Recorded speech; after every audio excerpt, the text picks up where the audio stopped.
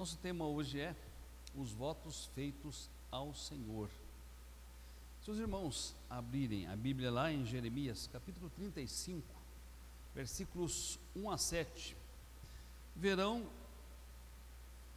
uma ordem dada por Deus a Jeremias, um tanto quanto estranha. Um dia a palavra veio ao profeta Jeremias nos dias do rei Jeoaquim, rei de Judá. E esta palavra ordenou a Jeremias que fosse à casa dos recabitas e os levasse ao templo e desse aos recabitas taças repletas de vinho, ordenando que eles bebessem. Jeremias cumpriu a ordem do Senhor, foi até a casa dos recabitas, os levou ao templo, encheu taças de vinho à frente deles e os convidou a beber. Mas, curiosamente, eles se recusaram. E por que se recusaram? Diz o texto: não beberemos vinho, porque Jonadab, filho de Recabe, nosso pai, nos ordenou.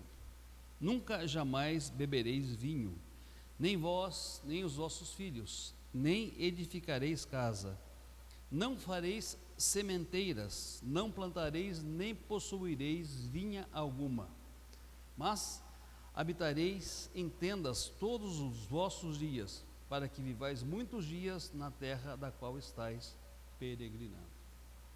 Então Deus, através do profeta Jeremias, exorta o povo de Israel dizendo: se um voto feito por Jonadab foi suficiente para orientar a casa de Recabias a se abster de bebidas fortes e se abster de toda e qualquer atividade, fosse ela agrícola ou relacionada à pecuária, se eles de tal forma honravam a palavra do seu pai, por que os israelitas não honravam a palavra de Deus?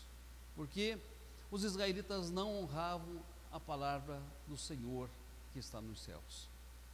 Se um voto feito por um homem orientou a vida de toda a sua família, de todos os seus descendentes, de todos os seus filhos, de todos os seus netos, de todas as suas esposas, porque a palavra do Senhor e o voto que os israelitas fizeram para com o Senhor não foi suficiente para orientar a sua vida.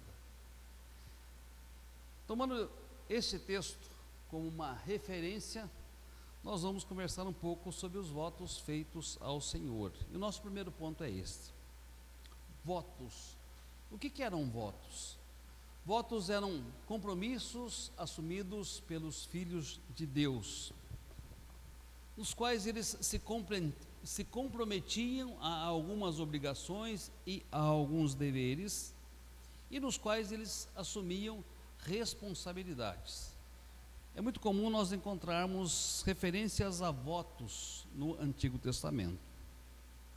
O livro de Números, capítulo 30, ele vai nos dizer que os votos poderiam ser assumidos por homens e assumidos por mulheres. E é interessante, esse capítulo vai orientar tanto os homens quanto as mulheres em relação ao voto. Diz-nos o capítulo 30 de Números que os homens que fizessem um voto estavam obrigados a cumpri-lo. Números capítulo 30, versículo 2. As mulheres, tendo feito o voto enquanto solteiras, deveriam cumprir os seus votos se os seus pais, assim que o soubessem, não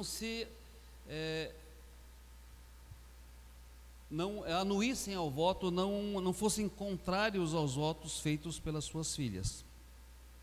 As mulheres, tendo feito um voto, que não houve objeção por parte do seu pai, uma vez em se casando, se o seu marido também não objetasse, elas deveriam cumprir os seus votos.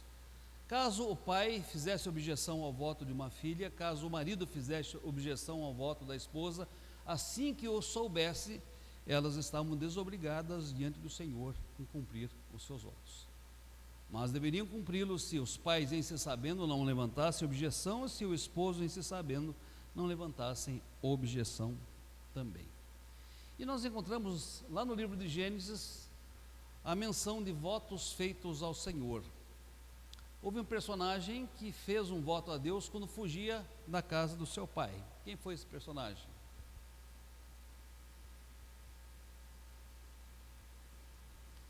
Vou facilitar. Ele fez esse voto depois de ter uma visão de uma escada de anjos que subia e descia dos céus. Jacó, né? E olha a essência do voto que ele fez ao Senhor. Diz assim: tendo se levantado Jacó cedo de madrugada, tomou a pedra que havia posto por travesseiro e a erigiu em coluna, sobre cujo topo entornou azeite. E ao lugar, cidade que outrora se chamava Luz, deu o nome de Betel. Fez também Jacó um voto, dizendo: se Deus for comigo e me guardar nesta jornada que empreendo, e me der pão para que coma e roupa para que vista, de maneira que eu volte em paz para a casa do meu pai, então o Senhor será o meu Deus, e a pedra que erigi por coluna será a casa de Deus, e de tudo quanto me concederes, certamente eu lhe darei o dízimo. Está lá em Gênesis capítulo 28, versículos 18 a 22. Haviam pessoas que eram escolhidas por Deus para viverem uma vida devotada a Deus. Nós falamos sobre devoção no último domingo, e é interessante pensar que a palavra devoto, ela tem a ver com o estabelecimento ou com a feitura de um voto. Alguém devotado àquele que cumpre os votos que faz para com o Senhor. Então haviam pessoas na Bíblia que eram escolhidas por Deus para que fossem devotadas a Ele. Um exemplo muito clássico e muito conhecido é de Sansão. Ele foi separado desde o ventre da sua mãe para ser nazireu. E como nazireu, ele tinha algumas obrigações: abster-se do vinho e de bebidas fermentadas, não beber vinagre feito de vinho ou de outra bebida fermentada, não usar lâmina na cabeça durante o período do voto. Se tivesse contato com algum morto, deveria rapar a cabeça por 7 dias. Ele deveria oferecer a Deus sacrifício pelo pecado e um holocausto.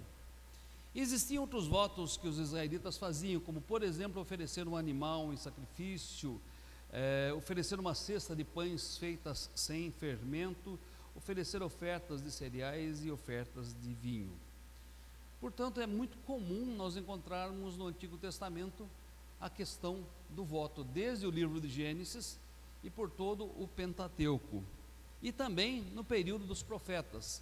O texto que eu citei de exemplo, a casa de Recabe, era da época do profeta Jeremias, né? Há 2 exemplos de votos feitos por Deus: um feito de forma irrefletida e outro que abençoou toda a nação de Israel. Os irmãos se lembram quem fez um voto irrefletido?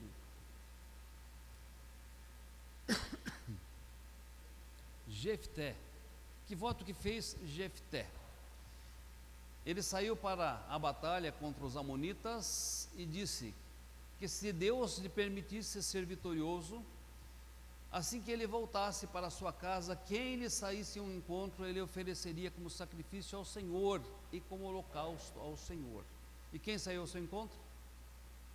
A própria filha. Isso pesou-lhe muito ao coração. E aqui os comentaristas divergem. Realmente era um holocausto em que a filha deveria ser morta, ou era um holocausto onde a filha deveria dedicar toda a sua vida ao Senhor e servir ao Senhor? A maioria dos comentaristas entende que esta segundo ponto é o mais correto dentro do contexto em que o texto aparece. Por quê? Porque em nenhum lugar a Bíblia diz que Deus aceita ou aceitaria uma vida humana em holocausto. Possivelmente, a filha de Jefté então teve que viver a vida como uma mulher virgem, não se casar e dedicar toda a sua vida ao serviço do templo. Mas o voto que ele fez foi irrefletido. Por quê? Porque quem é que poderia sair ao seu encontro depois de uma guerra, senão a sua própria família?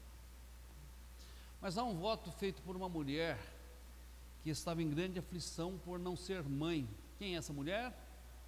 Ana, né? ela fez um voto ao Senhor que se Deus lhe desse um filho, após desmamá-lo, ela o devolveria ao templo para que ele servisse na casa de Deus pelo resto da sua vida. E esse voto foi cumprido por Ana, e este menino Samuel foi grande bênção na vida da nação israelita. Meus amados, será que eu e vocês fazemos votos também ao Senhor? Certamente nós fazemos votos. Quando nós professamos nossa fé, por exemplo, fazemos diversos votos. No terceiro ponto do nosso estudo eu vou demonstrar quais são esses votos. Quando nós nos casamos, nós fazemos votos diante de Deus, perante testemunhas, perante a igreja, ao nosso esposo, à nossa esposa. Quando temos filhos e os batizamos, nós também fazemos votos e assumimos compromissos diante da igreja. Meus amados, tais votos não são meras palavras diante de Deus. Tais votos nós não os assumimos apenas diante dos homens. Tais votos são compromissos sérios diante de Deus e diante do seu povo, e devem ser cumpridos. O texto que nós lemos fala exatamente sobre isso. Quando fizeres algum voto ao Senhor, não tardarás em cumprir. O segundo ponto que eu destaco desse texto é que os votos eram voluntários, a voluntariedade dos votos. O versículo 22 diz: abstendo-te de fazer o voto, não haverá pecado em ti. Os votos, portanto, eram voluntários. O versículo 23 vai afirmar: votaste livremente ao Senhor teu Deus o que falaste com a tua boca. É importante destacar que os votos eram voluntários, mas se feitos eram muito sérios diante do Senhor. Hoje, uma época em que se valorizam tanto narrativas em detrimento da verdade, uma época em que as palavras parecem ter perdido o valor, para muitos o compromisso assumido hoje já não vale para o dia de amanhã. Os votos que voluntariamente foram feitos são abandonados, são desrespeitados, como se fossem palavras jogadas ao vento, como se quem fez o voto não tivesse nenhum caráter, nenhuma honra ou nenhum rigor em relação àquilo que disse. Isso nós observamos em relação ao relacionamento das pessoas para com Deus, ao relacionamento das pessoas para com o seu cônjuge, esposa e esposo, nos seus relacionamentos afetivos, nos relacionamentos entre irmãos na igreja e até mesmo nos relacionamentos sociais. Nós vivemos uma crise de confiança e de confiabilidade sem precedentes em nossos dias, porque tudo parece ser muito fluido, tudo parece não ter valor nenhum. Embora os compromissos sejam muito claros quando assumidos, embora as pessoas estejam muito conscientes dos compromissos que assumem, parece que, uma vez assumido, não há necessidade alguma de se levar a sério. Meus queridos, e o interessante é que quando se requer que a pessoa cumpra esses votos, essas pessoas se sentem ofendidas. Essas pessoas acham que a sua individualidade e privacidade está sendo afetada, está sendo invadida. Essas pessoas acham que nós as estamos expondo ou assediando moralmente. Interessante hoje, alguém que é patrão tentar cobrar um compromisso que o seu empregado assumiu quando começou aquele trabalho. Dependendo da maneira como ele fala, ele pode ser processado por assédio moral. É interessante observar que isso também se nota até mesmo na igreja. Dependendo da forma como o pastor ou o conselho da igreja age em determinadas situações, as pessoas podem dizer que estão sendo ofendidas em sua moralidade, expostas em sua privacidade. E não poucas igrejas enfrentam processos por pessoas que fizeram votos e, quando foram cobradas em relação aos votos que fizeram, se sentiram ofendidas, ou se sentiram expostas, ou se sentiram assediadas moralmente. Meus amados, quando olhamos nas Escrituras, nós vamos perceber que elas dão uma importância muito grande à palavra assumida. Tiago, capítulo 5, versículo 12, ele vai nos dizer uma coisa muito importante. Ele diz: vocês não precisam nem sequer jurar, nem pelo céu, que é o trono de Deus, nem pela terra, que é o estrado dos seus pés. Antes, a palavra do crente, a palavra do cristão seja sim, sim, não, não. O que passar disso vem do maligno. Olha que pesado. O que passar do sim, sim e do não, não vem do maligno. Tiago 5,12 literalmente diz assim: acima de tudo, porém, meus irmãos, não jurei nem pelo céu, nem pela terra, nem por qualquer outro voto, antes seja o vosso sim, sim, o vosso não, não, para não cairdes em juízo. Estamos obrigados a qualquer voto? Não. Não estamos obrigados. Eclesiastes 5,5 diz: melhor é que não votes do que votes e não cumpras. Então notem, quando nós professamos a fé em Jesus, assumimos compromissos. Quando nos casamos, assumimos compromissos. Quando batizamos os nossos filhos, assumimos compromissos. Quando aceitamos ministérios ou cargos na igreja, nós assumimos compromissos. E estes são voluntários.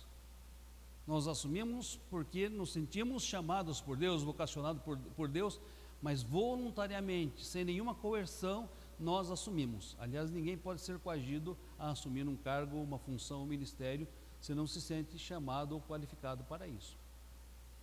Mas uma vez que nós nos sentimos chamados e qualificados para isso e aceitamos, isso nos traz um enorme privilégio, mas também uma enorme responsabilidade.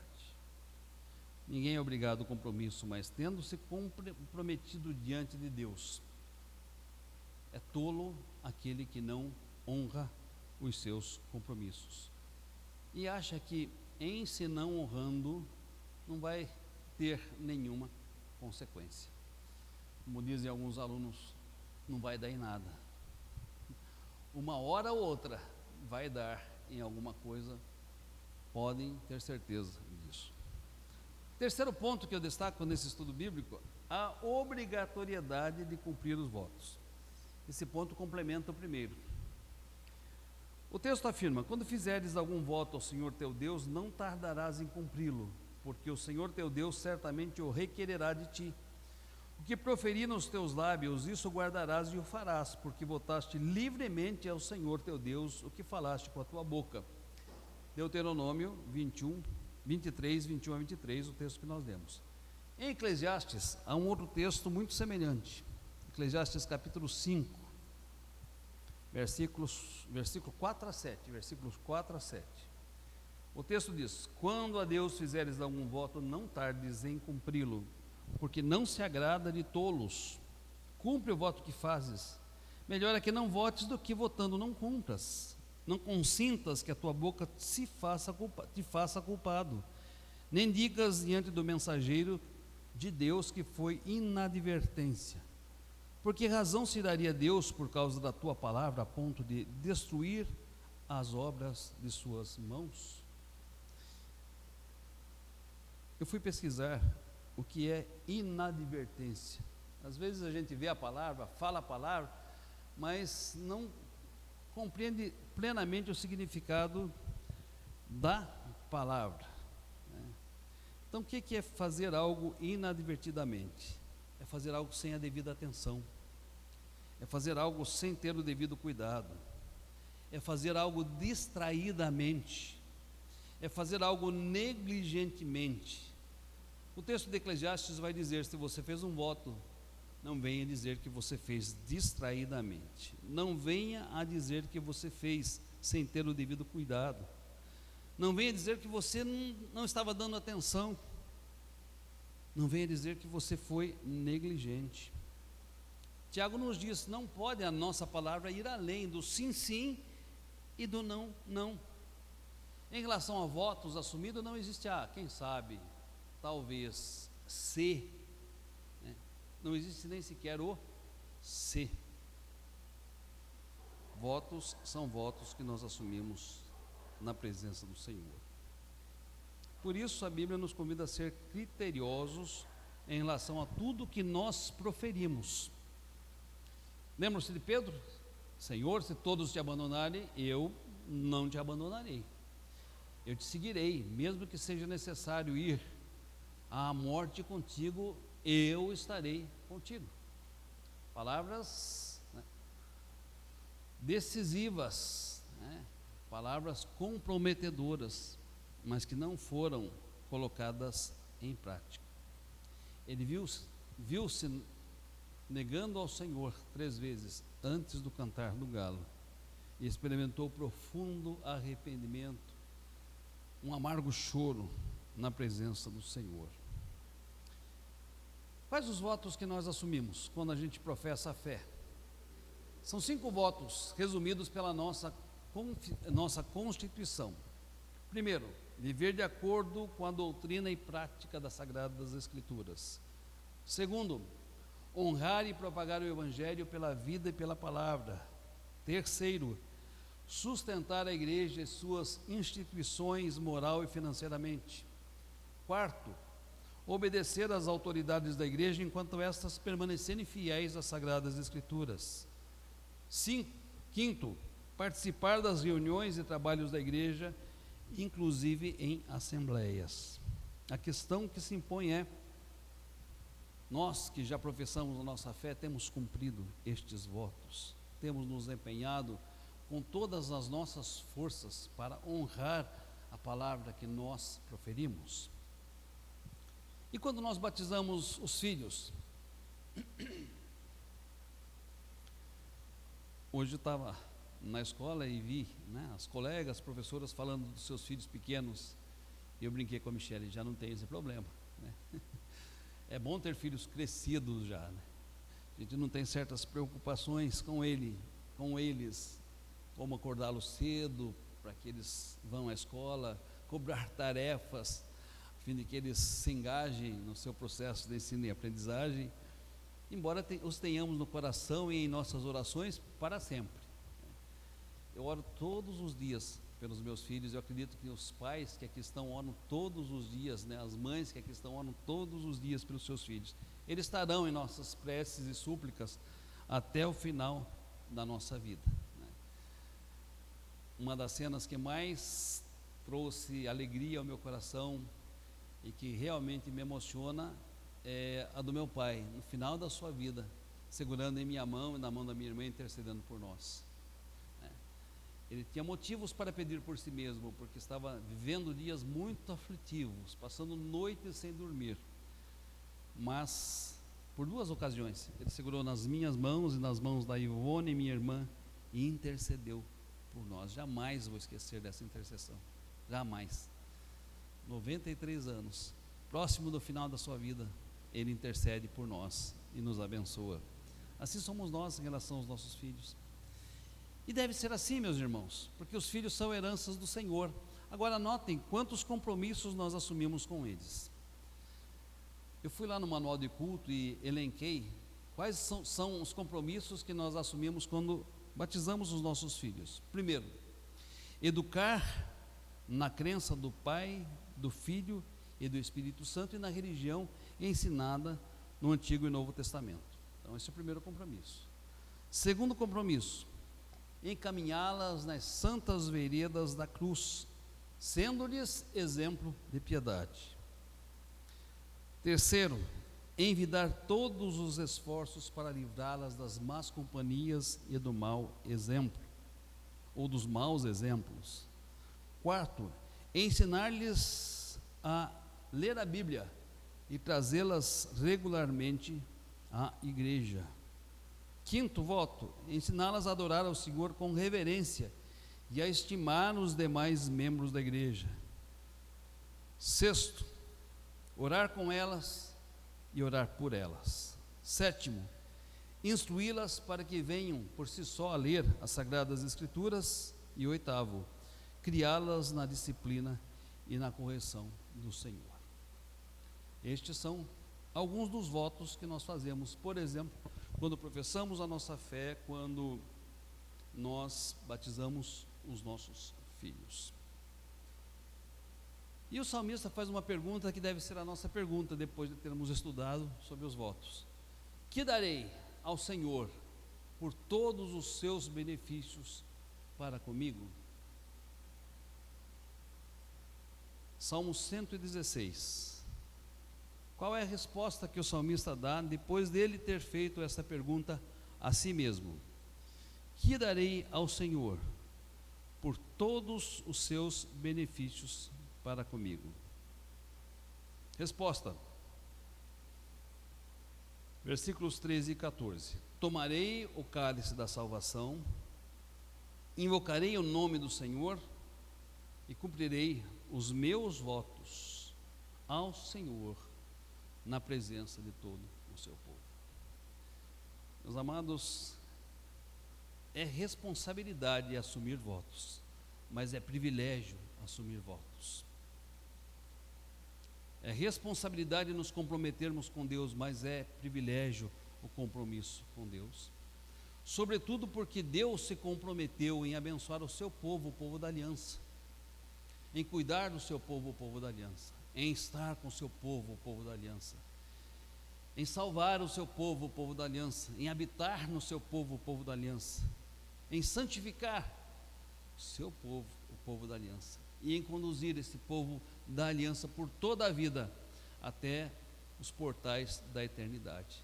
Pensando nesse Deus que é um Deus que se compromete conosco, e que é fiel naquilo que Ele promete, que daremos ao Senhor por todos os seus benefícios para conosco?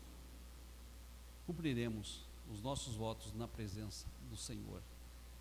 É o mínimo que nós podemos fazer diante daquilo que Deus fez e faz conosco. Deus nos abençoe, Deus aplique a sua palavra em nossos corações e nos faça refletir sobre os nossos votos e sobre a responsabilidade e sobre o privilégio de cumpri-los na presença dEle. Algum irmão ou irmã gostaria de usar a palavra, fazer uma pergunta?